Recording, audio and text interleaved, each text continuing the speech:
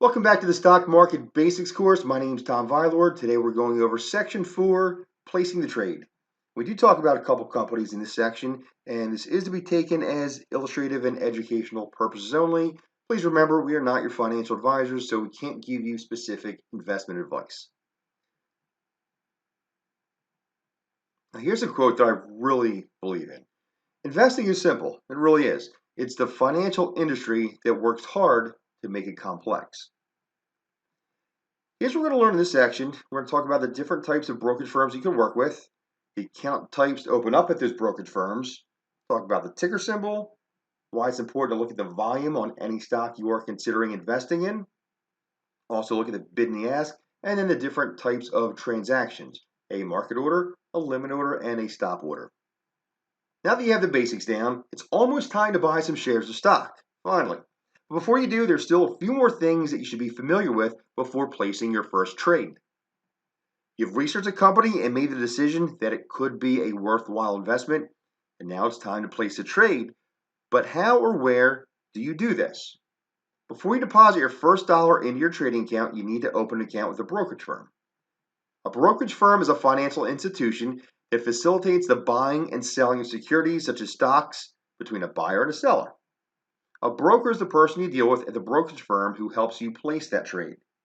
They take your order and they send that order to an exchange where stocks and other securities are bought and sold. Traditionally speaking, a broker refers to a person who does this for you.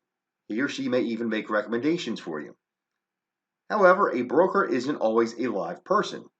Thanks to the internet, a broker can also be an online trading platform where the trades are placed using just your computer or your smartphone. There are a few types of brokerage firms, so you need to determine which one is right for you. And the three main types are wirehouse firms, independent brokers, and then your online brokers. A wirehouse firm is a brokerage firm with multiple offices located nationally and is considered to be a full-service firm. Usually a wirehouse brokerage firm accepts clients who meet certain investable dollar account minimums. Sometimes the account minimums are $50,000, sometimes they're $100,000 account minimums or more.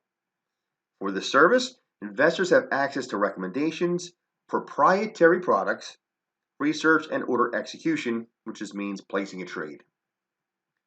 Fees can be commissions when you buy and or sell securities, or it can be an asset under management fee, which is often about 1% annually of the assets under management with their company.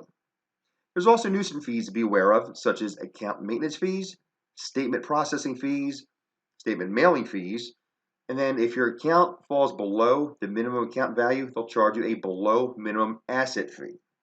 Some of the more recognizable names in this category would be Morgan Stanley, Bank of America Merrill Lynch, Wells Fargo, and UBS. Next is an independent brokerage firm. This is a brokerage firm where the broker has more investment options available to offer their investors. Since an independent broker is not tied to a wirehouse firm, they are not required to sell proprietary products, nor do they even have proprietary products to sell. These proprietary products that some of the wirehouse firms push, many times they're subpar performers. An advantage that an investor will have when dealing with an independent broker would be much lower fees, usually, many more investment options to choose from, and more personal service. A disadvantage of using an independent brokerage firm is that you do not have access to the research that many wirehouse firms offer. Thanks to free services such as Yahoo Finance, Morningstar, etc., this is no longer a major disadvantage.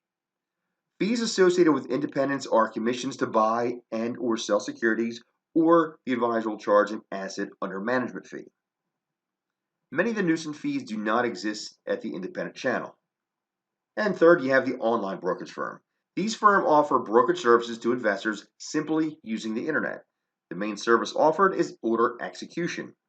This type of brokerage firm is geared towards investors who wish to invest on their own and do not need the help of an advisor. If you're a beginner in the investing world, then you may need the guidance of a wirehouse or an independent broker to help you along.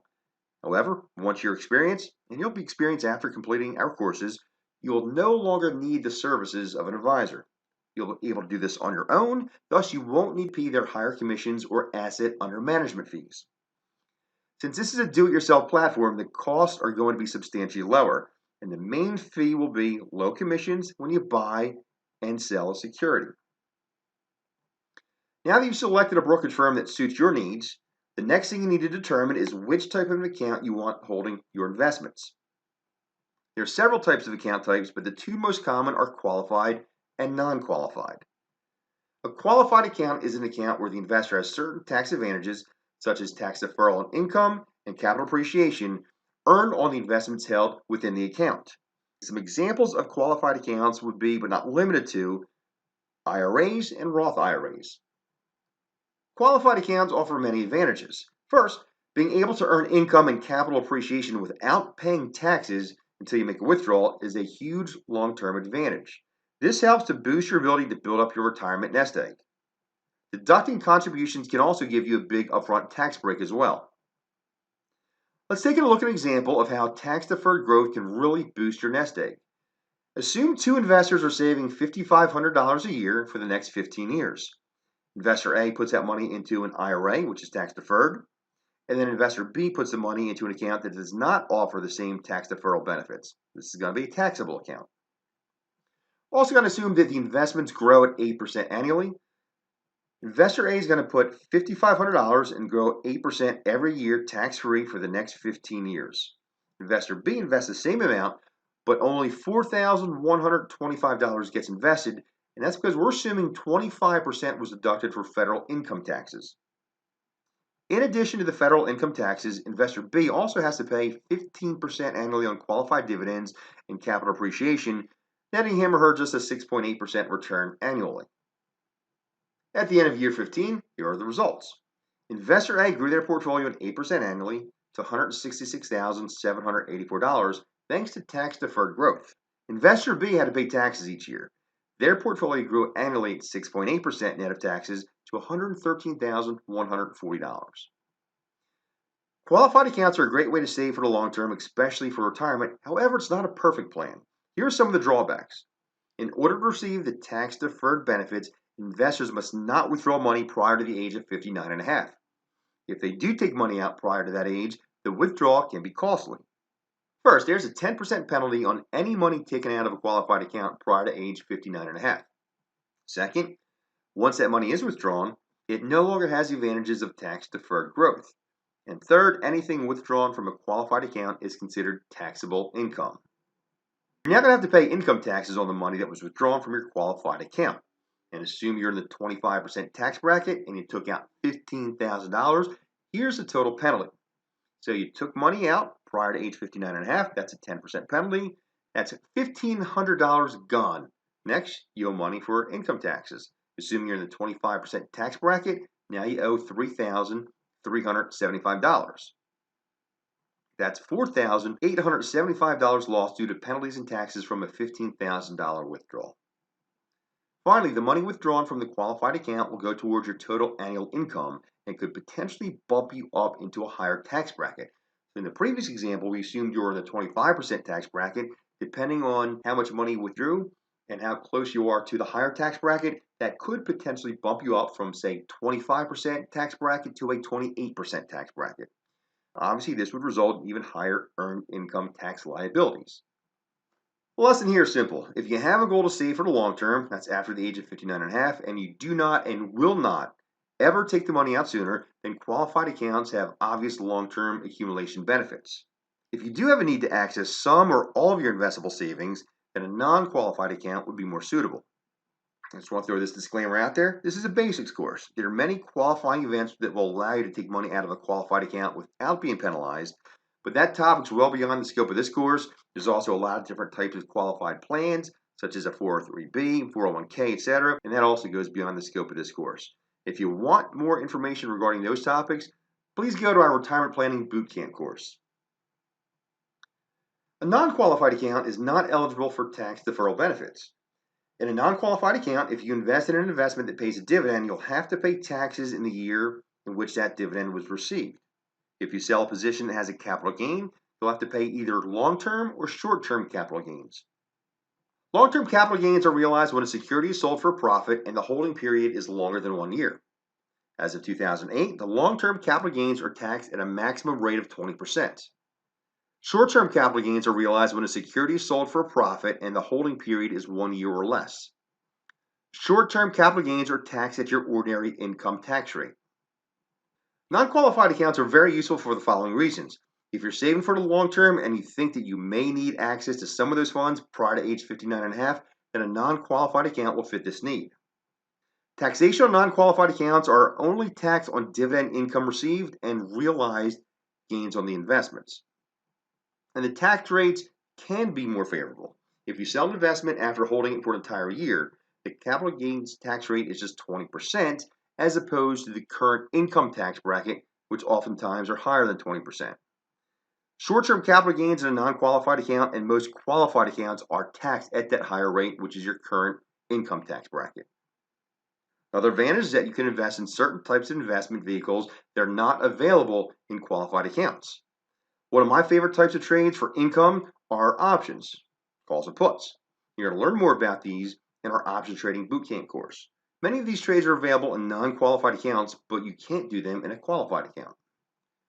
The typical retirement saver having a mix of qualified and non-qualified accounts is best to provide balance and flexibility. That way, you know you can always access some of your money in case of an emergency while also taking advantage of the tax benefits for your long-term assets. Next, we're going to show you just a few more things you should be aware of before you click that confirm button to send your order to buy stock. A ticker symbol is a group of letters that identify a particular stock listed on an exchange. When a business decides to take the company public and accept capital from outside investors, it will select its ticker symbol. This ticker symbol, also known as ticker, some people even just call it a symbol, will be used by investors when placing trades for that company.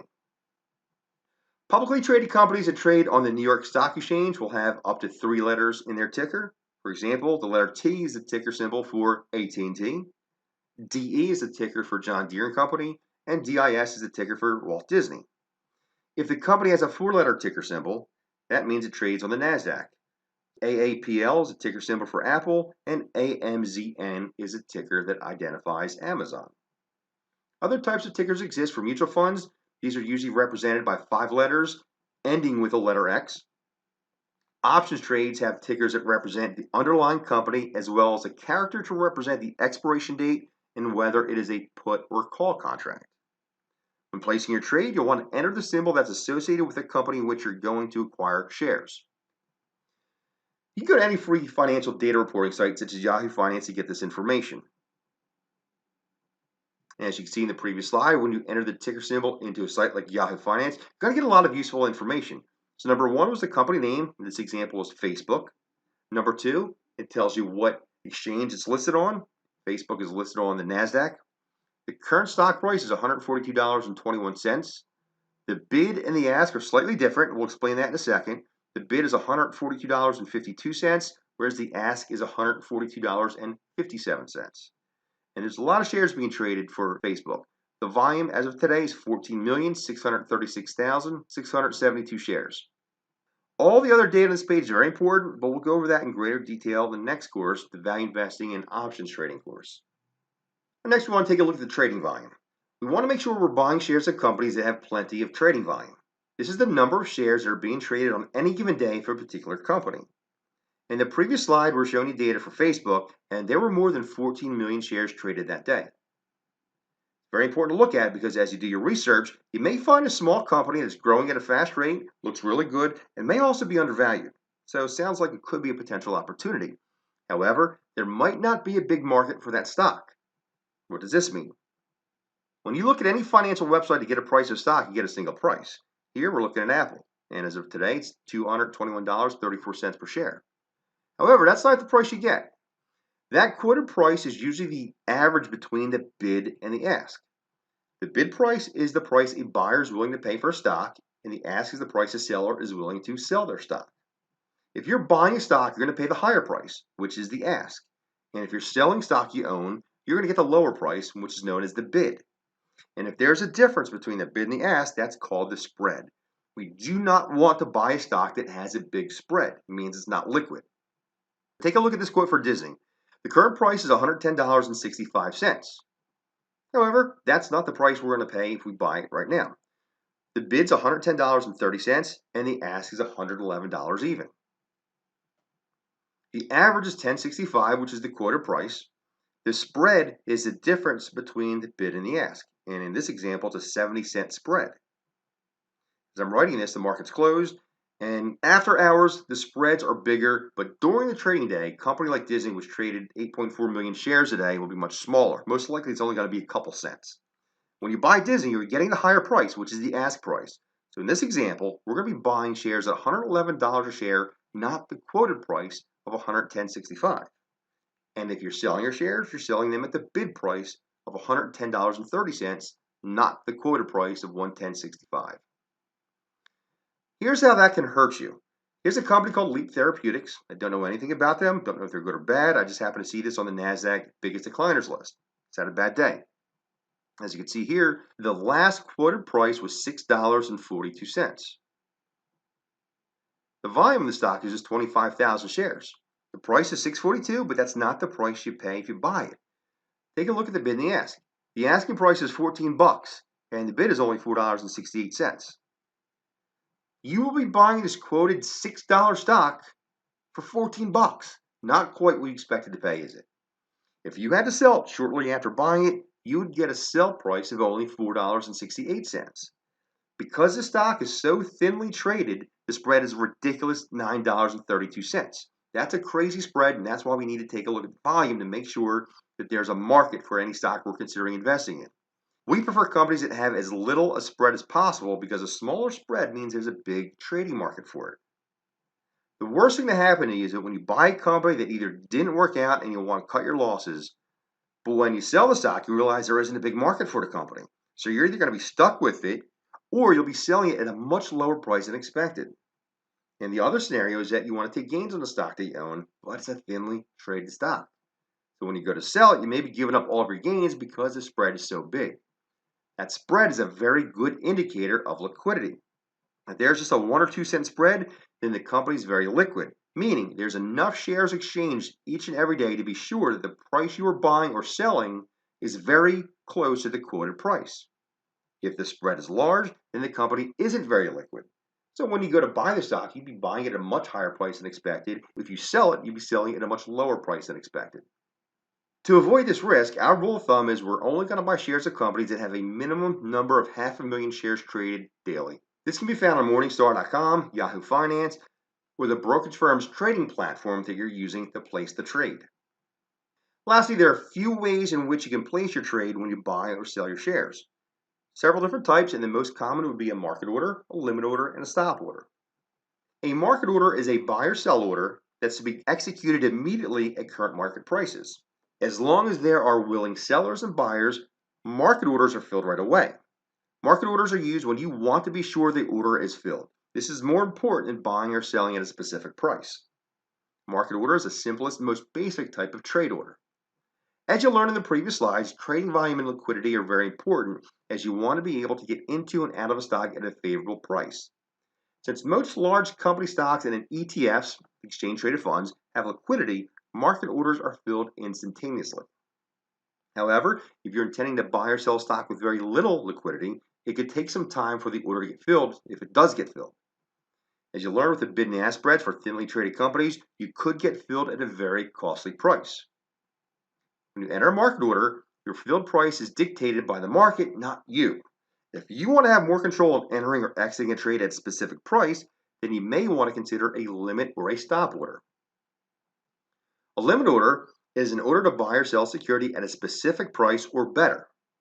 Let's say you want to buy shares of XYZ, and you want to buy their shares at $50 a share, and the current price is $50.49. So you don't want to buy it at the current price, you want to come down a little bit before you get in. A limit order will only fill your order if XYZ becomes available at $50 or less. This is called a buy limit order.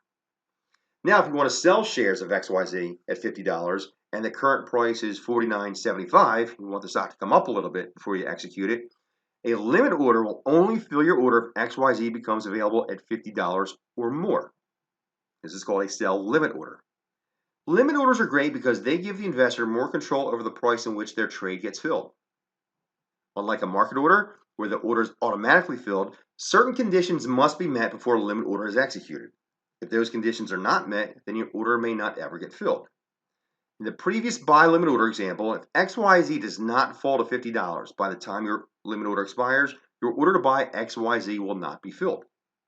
In the sell limit example, if it does not rise to $50 by the time your limit order expires, your order to sell XYZ will not be filled. The investor gets to choose how long that order remains open. Sometimes you may want that order open just until the close of the current business day, and this is common if you're trading a stock during earnings. Another common time period you may select is called a GTC order, which stands for good till canceled. This means that you want your order to remain open until the stock reaches your desired price or until you tell the broker to cancel the order. It's very important to know that when you place a limit order, there's no guarantee that your order will be filled. However, it does ensure that you will not miss the opportunity to buy or sell at your desired price if it does in fact reach that target price. Next is a stop order. This is an order to buy or sell a stock once the price of the stock reaches a specific price. Once the stop price is reached, a stop order becomes a market order. A buy stop order is entered at a stop price above the current market price. I use sell stop orders all the time, but I do not like to use buy stop orders. A buy stop order is used if an investor thinks that XYZ, which is currently trading at $50 a share, will continue to go up. If that prediction is correct, they're going to place a buy stop order at a price higher than 50, let's say $55 a share. Once XYZ hits 55, the investor's order becomes a market order, and they'll enter into XYZ at a price near 55. The thought process here is that if a security climbs to a target price, it's going to continue to climb to even higher levels. The risk with doing that's obvious. You may be buying an appreciating asset at its peak. In my opinion, and the reason I don't use buy stop orders, I prefer to know what a stock is worth and buy into it before it has risen to new heights. And this is what we're going to teach you in the Value Investing and Options Trading course in sections number 7, section 8, and section 9. We're going to teach you how to properly value stock so that you know what it's worth and that you can buy with confidence before it goes up, not after, as a strategy using a buy stop order. A much more practical use for a buy stop order is to protect against the potential unlimited losses associated with short selling. Short selling means that you're predicting a stock's going to go down in value. And to sell short, you need to borrow shares from your brokerage firm, and these borrowed shares will eventually have to be returned. If you borrow shares you do not own, you have to buy those shares back and return them eventually to the brokerage firm. If you borrowed shares at $50 a share, your hope is that the stock falls in price. If that occurs, you're going to be able to buy back those shares at a lower price, and the difference in price is your profit. So for example, we own 100 shares of XYZ from Main Street Brokerage at $50 a share. Some bad news caused XYZ to fall from 50 down to 40, and we would go in, buy 100 shares of XYZ at 40, and return these shares to the brokerage firm. The $10 difference from where we sold it to where we bought it is our gain. Sounds easy enough, but what if the stock doesn't fall? When you're short selling, the maximum return is if the underlying stock falls to zero, but your risk is unlimited, and theoretically a stock has unlimited upside. And we've seen that with Berkshire Hathaway and Amazon. It seems like they've done nothing but go up over time. If a stock goes as high as the moon, we would have lost an enormous amount of money. To limit that potential loss, we would place a buy stop above the current price of the stock. If we place a buy stop order at $55 a share, we're limiting our losses to approximately $5. The sell stop is entered at a stop price below the current market price. For example, I bought shares of XYZ at $50 a share. It appreciated nicely and now it's at $62.50. I want to protect my profits from a sudden decline. So to protect my profits and lock in gains, I'm going to enter into a sell stop order, also known as a stop loss. Now I'm going to enter that at a price below $62.50. I'd be very happy to walk away with a 15% rate of return, and in this case, I'd place my stop order at $57.50. If XYZ continues to climb, the stop order does not get executed. I keep making money. But if it does fall from its current price down to $57.50, then my stop order becomes a market order. Since it becomes a market order, this means the order will not necessarily be filled at the exact stop price. As a market order, the executed price may be better or worse than the stop price. Once it's a market order, it's going to be executed at the very next tick, whether it's up or down. If XYZ is a liquid stock, my sell price may be $57.51, $57.49, or anywhere close in that ballpark. However, if XYZ is not liquid, my market order price will be much further away than my intended sell price at $57.50. This is just one more reason why it's very imperative that any stock you consider investing in has a very liquid market. As long as 500,000 shares are traded daily, this shouldn't be too much of an issue. Sell stop orders, aka stop loss, can also be used to limit losses on a new position. If I purchase XYZ today at $50, my hope is that my analysis is correct and the stock appreciates. However, I want to cover my butt if I'm incorrect. If I place a stop loss at $45 a share, then my losses are limited if XYZ declines after I purchase it. Investors generally use a sell stop order to protect a profit on a stock they own or to limit a loss. There's no one strategy that's perfect. They all have their advantages and they have their disadvantages.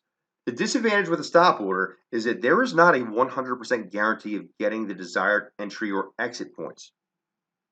If a stock gaps up or down, your stop order may be filled at a price significantly higher or lower than expected. A gap up occurs when a stock, or the entire market, opens the next trading day significantly higher than the previous trading day's closing price. And this can occur for the following reasons: great economic news, positive earnings surprise, acquisition, new product success. This chart here shows two examples of gaps. The left side of the chart shows a gap down. So here is where the market closed, and then sometime between the close of the market and when the market opened up the next day, there was some bad news that caused the stock to fall from this price point all the way down to here when it opened up the next trading day. And the other type of gap is a gap up. So here the market closed at this point, and sometime after the market closed and before it opened up the next trading day, had some good news, and the stock rose nicely from this price point all the way up to here, which gave you a little bit of a gap. A gap down occurs when a stock, or the entire market, opens the next trading day significantly lower than the previous day's closing price. There's a lot of reasons why this can happen. It could be because of poor economic news, poor earnings, another terrorist attack, resignation or health issue with the CEO. The company could be in a major lawsuit, experience a major data breach, new product failure, fraud, etc. Here's how a gap up can hurt you. Assume XYZ is trading at $50 a share. It's my favorite example. And we're short selling security. We want the stock to go down in order to make a profit. We're going to enter a buy stop order at 55 to limit losses if the stock goes up. As the market closed, that closing price for XYZ was $53 a share. Sometime during the after hours trading or the pre-market trading, some very good news occurred. And the next day, XYZ opened up at $63. Here's what happens. Our buy stop order turns into a market order once it hit 55. Since the very next tick, the market opens up around $63 a share, that is where we're going to get filled at. We're going to get filled close to 63, not $55 a share, and that can hurt us. Here's how a gap down can hurt. Assume XYZ is trading at $50 a share, and we are long the stock. Being long means we own it and we want it to go up. So we're going to enter a sell stop order to protect us on the downside. And we're going to enter that order at $45 a share to limit losses on the stock if it goes down. As the market closed, closing price for XYZ was right around $50 a share. Didn't move a whole lot. But sometime during the after hours trading or the next pre-market trading, some very bad news occurred. And a couple things happened. The CEO resigned, they had a data breach, and their new soft drink caused immediate impotence in men. So some really bad news, and the stock got crushed. The next trading day, XYZ opens up at 39. Our sell stop order turns into a market order once it hits 45. Since it had a gap down, it opened up well below 45, and the next tick was at $39 a share. Now it's a market order, you get filled at that price. So we got filled at a price close to 39, not 45. Stop orders on individual securities can be advantageous, but as you can see here, they can also be dangerous, so proceed with caution. I prefer to use a strategy on ETFs. ETFs are made up of several stocks within one fund. As such, if a company does have a gap up or a gap down, the rest of the holdings within that fund will balance things out. This balancing out effect reduces the risk of gaps. Therefore, stop orders are significantly more reliable with these diversified securities. And here is your learning activity for this section. I want you to use the 3 companies on your watch list and look at the bid and the ask. Is there a wide spread, or is the spread just a penny or two? Next, look at the average daily trading volume. Make sure the average daily trading volume is over 500,000 shares traded each day. If not, you need to find a couple of new companies to put on your watch list. So that's it for section 4. We'll see you over in section 5. Take care.